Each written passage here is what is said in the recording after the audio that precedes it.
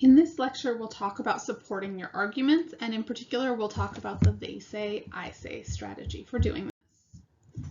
So I think this is a great quote because it just highlights the importance of, when you're writing, clear before clever. So if you can't follow your own argument or you're not sure what point you're trying to make, your audience is not going to be able to either. So focusing on clarity as we're writing is very important. So when we are working with evidence, we want to write as close to facts as possible. So facts are statements that can be proven with empirical evidence. So we want to be careful with beliefs, opinions, and preferences. So for example, beliefs might be unprovable. It doesn't mean that they're not true, but it does mean that we can't use them to convince the reader.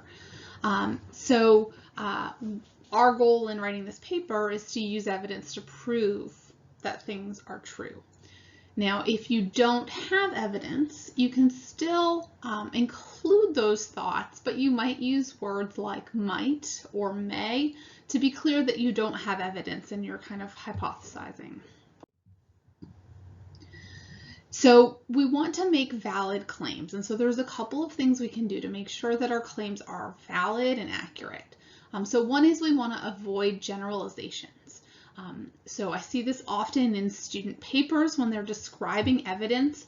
A study has found a pattern like women are more likely to have highly developed social skills than men, right? And instead of kind of including some nuance in there, they say something like, women have better skills than men, or all women are more socially competent than men. That's not true. As we know when we study psychology, there are always exceptions. Another example is, there's a study that finds that shy children in general have fewer friends, and a student reads that and then makes a statement, shy children do not have friends, right? Some shy children have friends, some don't, but we need to acknowledge and avoid making overgeneralizations. So adding in words like on average or often can help address these issues, and being specific can also help avoid overgeneralizations. So if you're clarifying the boundaries of what population it applies to. So just an example of kind of how we get to invalid claims. The Mozart effect, you may have heard of it. It's this phenomenon that people are smarter after listening to Mozart, right? So this is kind of widely cited in the popular literature. This started the baby Mozart phenomenon, where people are like having their babies listen to Mozart to make them smarter. There are all these benefits to classical music. The original study that this was motivated from was a study that found that college students are smarter after listening to classical music for 5 minutes. So they are smarter when they take a test 5 minutes later. There's no evidence for these long-term effects, but people have overgeneralized these findings, and these findings weren't advertised or described in terms of being specific to college students, not to children, short-term benefits kind of things, and so we need to be careful. We also need to remember that all studies have limitations. So it's important to be kind of critical of those studies. That doesn't mean that we have to include a criticism of every single study in our paper, but we need to kind of acknowledge that maybe even studies that support our argument might have a weakness. But also a study can be limited but not invalid. So kind of you can still, even if a paper has a weakness or a limitation, we can still use that study for its strengths. So the fact that the study has a limitation, maybe that was a cross-sectional study instead of a longitudinal study, doesn't make it totally invalid. We just need to be careful with the claims we make based on that study's findings. It's also important to remember to not rely on just one study. We don't want to base our entire paper on the results of one study. If we've only found one study that supports our thesis, it's not very strong evidence. We should be finding multiple studies that support the kinds of statements we're making. We also need to be aware of logical fallacies. We talked about these a couple of chapters ago. Make sure that there aren't flaws in your reasoning and how you present the arguments. We want to avoid using opinions to support claims. So an opinion is a claim that does not have evidential support, and it weakens your argument and could invalidate your conclusion. So we need to be using the evidence that you have read to support everything you present. You also need to acknowledge counter-arguments. We can't just ignore the fact that there are other perspectives, that some people might not agree with your thesis statement. Instead, we need to acknowledge these other perspectives, respond to them, and show why your argument is valid despite these other perspectives. So this is just kind of a useful tool as you're trying to convey a scholarly tone and trying to figure out how to describe other research. And so I'd encourage you to kind of save this slide and come back to it as you get to writing. And so this gives you an example of some phrasings. If you're describing research, if you're discussing an area with little research, if you're synthesizing the literature, so putting two pieces together, making a claim, changing others' claims, anticipating and addressing criticisms, or telling the reader why they should care. So use this as it's helpful to you, but you may want to revisit this as you're writing. Okay, so one strategy for kind of figuring out how to use empirical evidence to support your argument is the they say, I say approach. And the idea is you can't simply assert your position without any facts or context. You need to kind of enter a conversation using other people's views and other people's work as kind of a launching pad.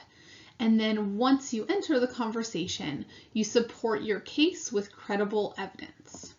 So these are kind of the basic writing moves to objectively summarize other people's views, which is the they say component, and then subsequently present your own argument, which is the I say component. Okay. Now I'm going to tell you, we call it they say, I say. You do not want to be using these words. Okay. So remember that this is kind of the purpose of what you're saying. It's not directly what you're saying.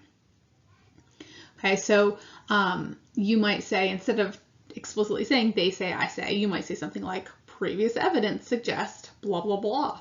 And then the I say component might be, however, one might also argue blah, blah, blah. And so avoid saying they say, I say, but think about it as kind of a conversation. So the first goal here is to summarize other people's views in a fair and objective way. But you also want to kind of spin them to lay the groundwork for your own argument. So you want to make sure you're accurately describing that evidence, but describing the evidence so that it supports what you are going to argue.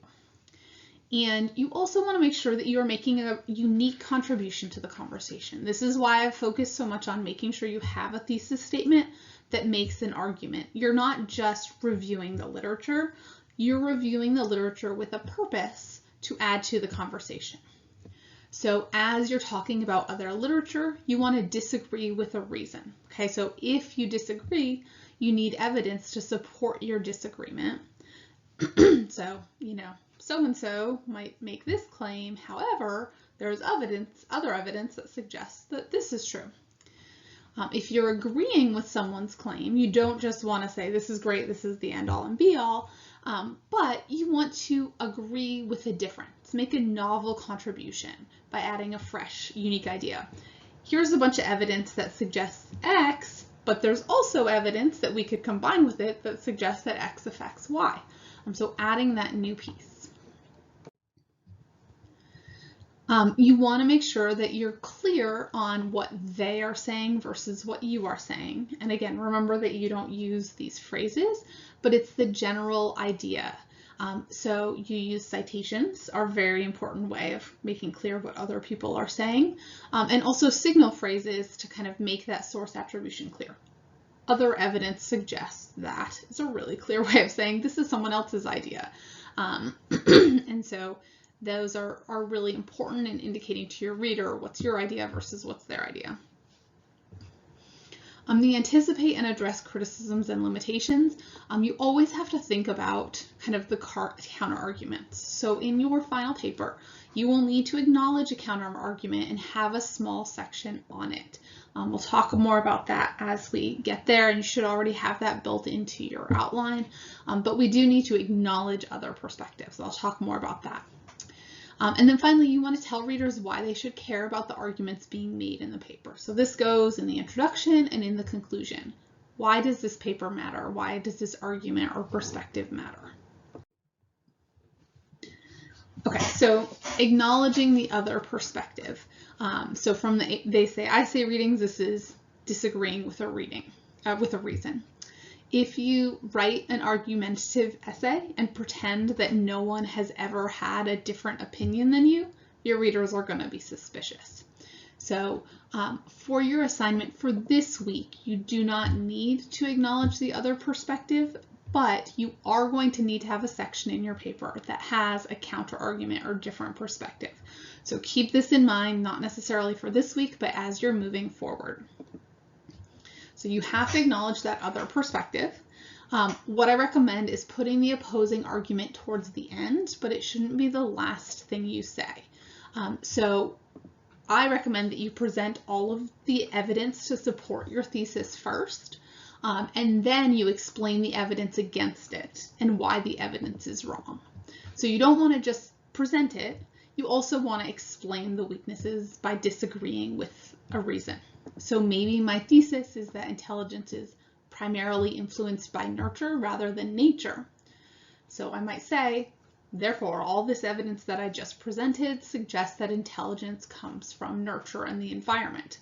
However, here is a little bit of information that suggests that there might be a genetic component or a nature component as well. So I'm acknowledging the other perspective. I don't just want to end there. I want to wrap it up by saying something like, I present the evidence, and then I say something like, nonetheless, a bigger body of evidence demonstrates the importance of the environment and nurture instead of nature. So I've disagreed with a reason. I've presented the evidence, but I've said, you know what, there's some evidence for nature, but there's more evidence for nurture. So again, this is for your counter argument or discussion of the alternative viewpoints. These are a couple of ways that you can kind of address it in your counter argument section. So you want to start out with, your thesis, and then you acknowledge, oh, of course, this is so, of course, that is so too. And then you kind of focus on the reasons why that's wrong. And then this kind of back and forth comes more likely if you have a topic that's something that has a lot of pros and cons, or if you're doing something like nature versus nurture debate, something that has two sides to it. And so you can run comparisons point by point. Most of you probably won't have this style in your essay, but if you're considering it and want to talk more about it, let me know. Okay, so this is really not really a try it yourself so much as your assignment for this week. What you are going to do is pick a section of the outline that you made last week and write it. So you're not going to start by writing your introduction. I don't want you to write your introduction for this section. I want you to pick one of the pieces of the main body of your paper. I'd rather you not do the counter argument either. I want kind of something that really strongly supports your thesis, one of those pieces of evidence, and use the they say, I say technique to write a section of your final paper. I'd like that section to include at least 3 of your final project sources and should be about 2 to 3 pages. And so the purpose of this assignment is to give you kind of a focused start to practicing this style, but kind of short rather than having you write the whole paper to begin with. And it also gives me an opportunity to read your writing and give you feedback on general patterns that I'm seeing. So some things to remember as you're writing this week. One is you need a clear thesis or argument, and you need to use evidence to support it. So it probably will be the same thesis as your entire paper, but it may be modified for the section. You need to make sure that as you're presenting evidence, you disagree with a reason or agree with a difference. Anticipate criticisms and address them if relevant. Again, you'll do that in your counter argument section at some point. Don't actually say, they say, I say. We don't use first person in formal writing, but again, have this approach of here's the evidence, but here's what is being argued in this paper. and make sure to include in-text citations and a reference page. I also want you to keep in mind all of the writing stuff that we talked about towards the beginning of the semester. So make sure that your paragraphs have topic and concluding sentences, that you have transitions between your paragraphs, that you organize the section, kind of you go broad to narrow in the first paragraph, elaborate and expand, and then narrow in the last. So this is a mini essay that is essentially one section of your final paper.